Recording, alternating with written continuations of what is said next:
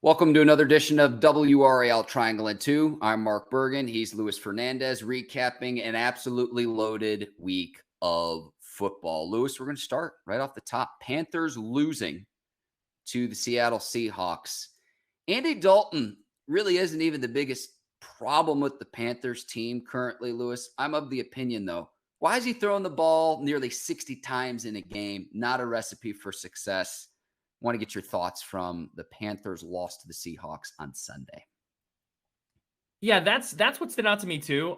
There only one player has thrown the ball more in a single game for the Panthers than Andy Dalton did, and that was Chris Wenke. But he did it twice. I think it was like 63 and 61.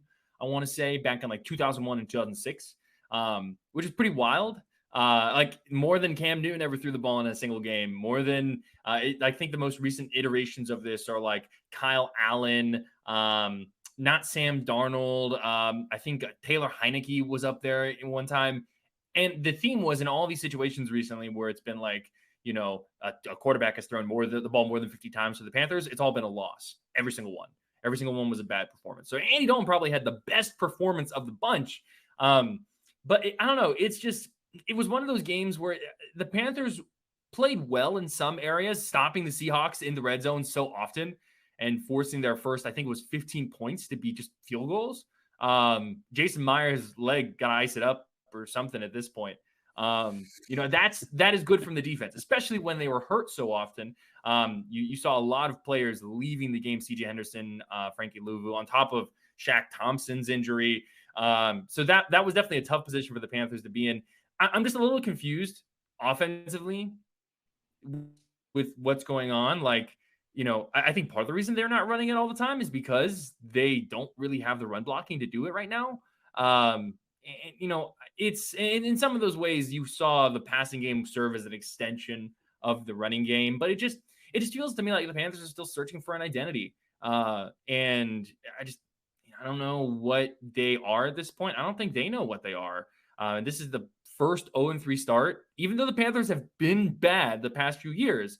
This is the first 0-3 start for them since 2010. So I don't know. It's just one of those games where you're like, all right, I don't know what really to expect at this point. And I don't think the Panthers know either. That's the thing. Identity is the word that I'm going to hone in on, Luis, of everything that you just said, and a lot of great information there too, by the way, too.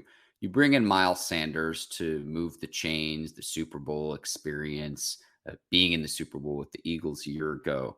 I understand if the running game's not there, but you at least can shorten the game and not like time of possession is still a factor, particularly when your offense isn't a high flying, high powered, high scoring offense that's going to light up a scoreboard. So it's not flashy, but when your team's not great, you have to be able to at least run the ball to shorten the game to help out your defense. Like it's not flashy at all, but when I see, okay, Andy Dalton, I thought actually looked serviceable in this game. It seemed they couldn't stop Kenneth Walker from getting into the end zone defensively. And the question we're going to have to ask ourselves moving forward and looking at the Panthers' schedule is like, when's the first win coming with Frank Reich and company? And Frank Reich was supposed to be an offensive coach because Minnesota next weekend, a pair of 0-3 teams. Maybe you get it there, but then a stout Lions team. I don't even know how many points the Dolphins are going to score. And then you got the Texans in, and you look at the Texans too, Luis. CJ Stroud's doing his thing. Anthony Richardson was doing his thing before he got hurt. But when do you think the first victory comes? I don't know. Playing the Vikings this upcoming week, the Vikings playing really weird games. So, hey, there you go. Maybe that's part of it. I do think Andy Dalton was like you said, serviceable. He was what you want a backup quarterback to be. I'm an Andy Dalton truther, but he was like, that's exactly what you want out of a backup quarterback. Someone who can come in and put you in an opportunity to win a game. That's what you want, and that's what he did. I do think the wide receivers are still a problem in terms of there were a lot more chunk plays in that game. I think part of that was because Andy had a little more time to throw the ball, and DJ Chark had a much better game. A lot of credit needs to be given to DJ Chark. Adam Thielen was able to get open off of secondary action, meaning once Andy Dalton rolled out of the pocket or whatever it might be after the initial play started to fall apart. But the wide receivers still having issues separating. I don't know. It's tricky. It could be a bit. And I do think that part of this is about expectations, right? I know I've said this a lot, and we've talked about this a lot on this podcast, that the expectations for the Panthers this season should be leaving the season knowing Bryce Young is the guy. That should be the expectations. Because I know there was a lot of talk about the Panthers could make the playoffs and the NFC South is bad and maybe there are opportunities. It's not going to happen this year. Just get that out of your head, because part of it was you look at the second half of what the Panthers did last year, right? When they went on that nice little win streak and showed some stuff. When they beat the Seattle team last year, they were playing a low ceiling football and what I mean by that is they were solid defense, run the ball, control the clock. That's the kind of thing that will get you wins in the short term, but does not result in success in the long term. It puts a cap on what you're capable of doing. And I think that's why things change a little bit with Bryce Young, because if I'm the Panthers with Bryce Young, I am not playing to try and win every single game just for the sake of getting wins. I am playing for the hope of developing this team and making Bryce Young better. That's what you're doing this season. So, I mean, you play to win the game, of course, and it's easy for me to say, well, my job wouldn't be on the line in that situation, but like you're playing to develop this team. You want to see improvement, and so now they're just kind of in a tricky situation where you wait for Bryce Young to get healthy, where you can't really. Like, all right, I guess we got to focus on just trying to win every single situation based on what we got going on. I don't know. That maybe that sounds a little silly to say, but I really think the wins and losses do not matter this year with the Panthers. It's about figuring out if Bryce Young's the guy, and then you can grow around him. Then you can go get, those top flight receivers to help him out, improve the offensive line, all of that kind of stuff. Young out with an injury, and I don't know if I should put that in air quotes Ankle. or not, but an ankle injury. I know there's some conspiracy theorists. No, you're laughing, but he didn't play. Okay. The crowd was a factor in Seattle. 13 penalties, 82 yards. It's almost a full length of a football field. 9 of those penalties, false starts or an illegal shift. So a huge difference in that game playing in Seattle, which is why some of the conspiracy theorists thought Dalton was starting instead of Bryce Young.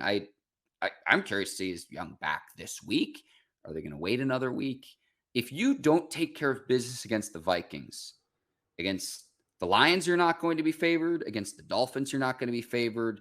At home against the Texans, Halloween weekend, Lewis, is potentially the next time that the Panthers could win a game. It's like, so we're talking about a whole month if you don't take care of business this weekend against a fellow 0-3 team. I mean, I'm looking at the schedule now, and I mean, right now, because the Texans look like, decent. They look solid. I don't want to hear the CJ Stroud, Bryce Young. Like, come on, we're 3 weeks into the season. I know Panthers fans don't want to hear this. I tried to tell you.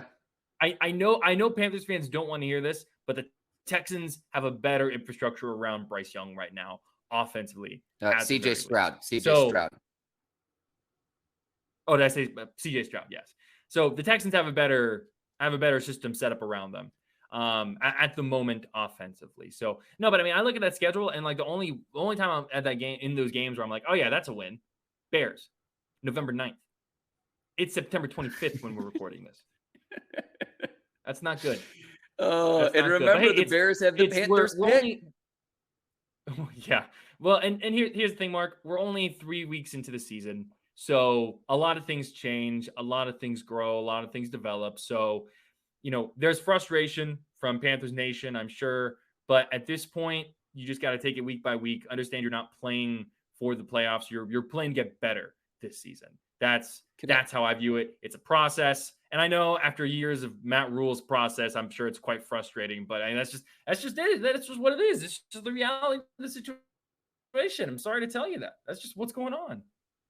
I have one final question for you, Lewis. Did it feel good to dust off the Andy Dalton jersey from the wardrobe deep in the archives to be able to break that out this weekend? So I actually had an Andy Dalton jersey, to put that in perspective. Um, Yes. it's the kind of thing where it's like the like 14, the orange and white 14 is starting to like chip away and fade away. Mhm. I invested in the beginning of that Bengals Andy Dalton AJ Green era. I invested hard in AJ Green versus Andy Dalton. Okay, first off, the one of the greatest wide receivers that no one talks about, in my opinion, at least That's fair. AJ Green. But yeah, that's the Andy Dalton jersey is it's chilling somewhere. I love it. Moving on. College game day is coming to Durham. Duke hosting Notre Dame. I really wish Notre Dame was also undefeated. The Irish didn't hold up their end of the bargain. Nonetheless, game day will be in Durham for the very first time in the history of the show for football. Mike Elko's building in Durham, and he got a 2-year contract extension on the eve of the season, coming off a 9-win season. Riley Leonard's looking like a promising pick.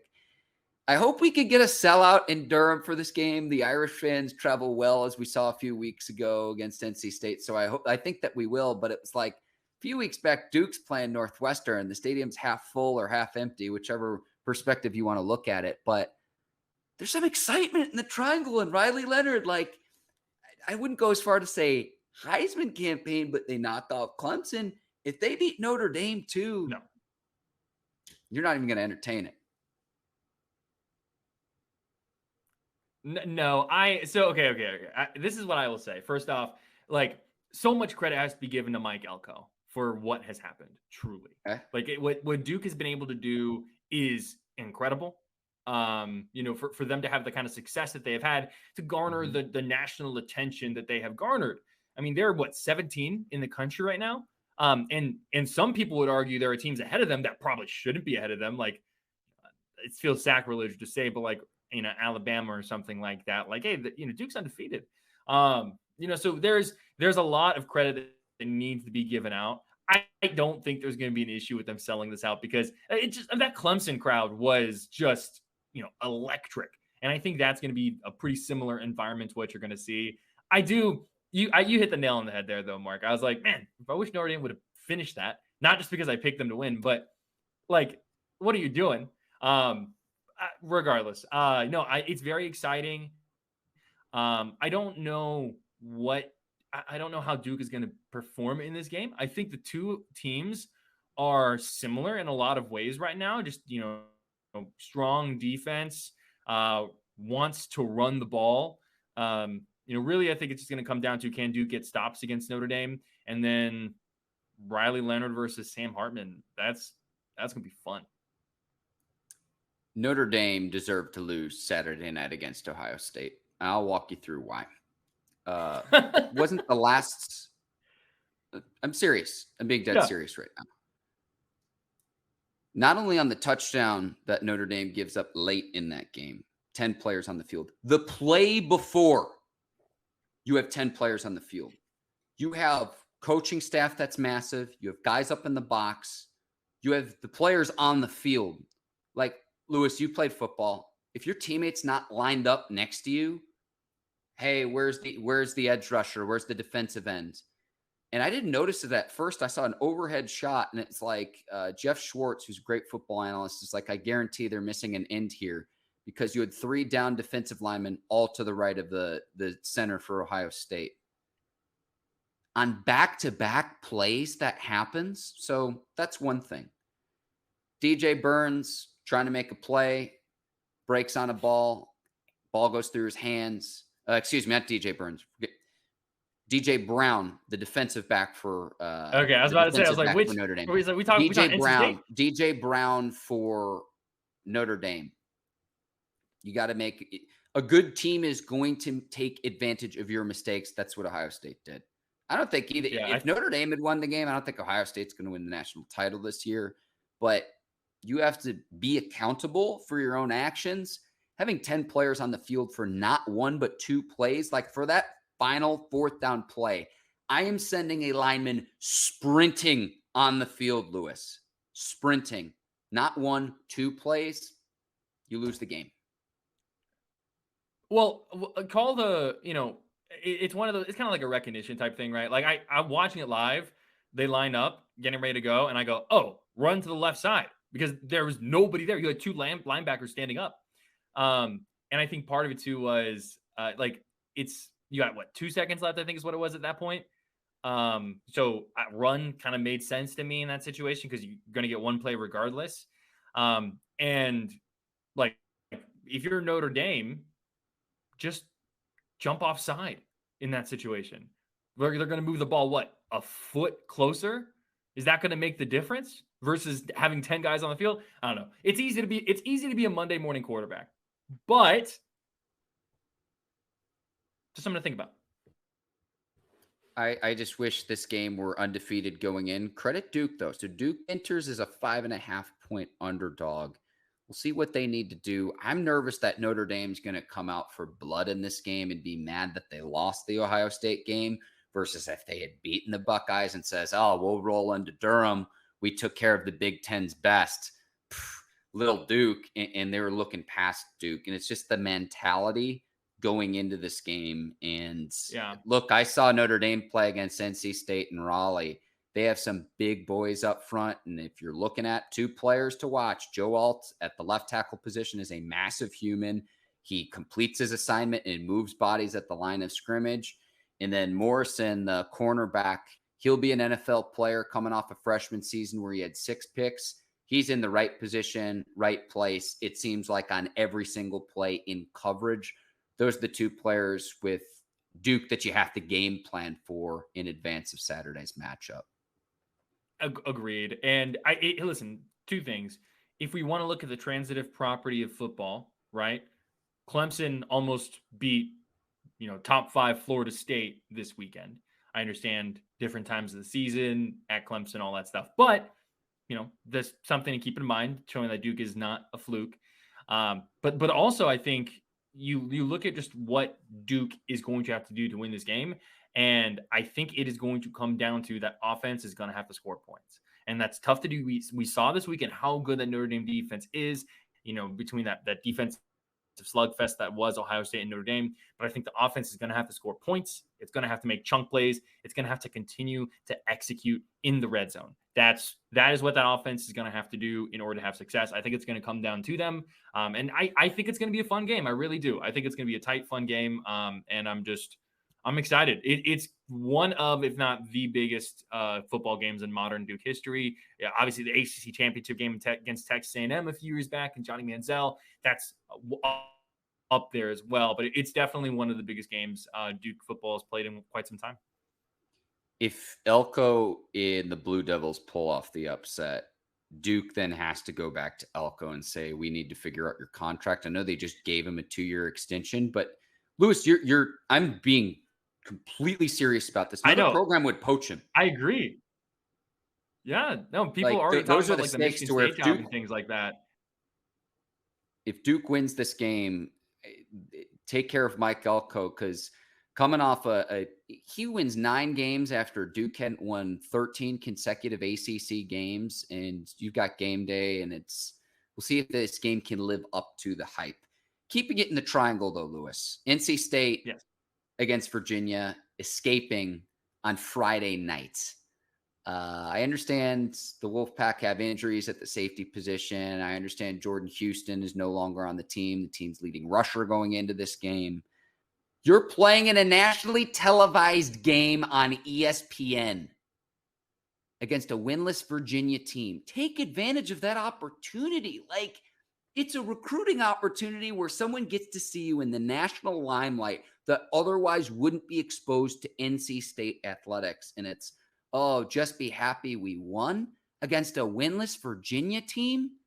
If I were a Wolfpack fan, I would be very frustrated right now, because you're expecting Brennan Armstrong to go up against his former team and to light it up on the scoreboard. And that didn't happen on Friday night. Certainly you're happy your team won, but it's just like, what are we trying to aspire for here on a bigger picture? If I was a Wolfpack fan, I would be upset. I would be. And I can't repeat what Dave Doeren said because he curses. So it's like, I can't repeat verbatim what he said after the game, Lewis.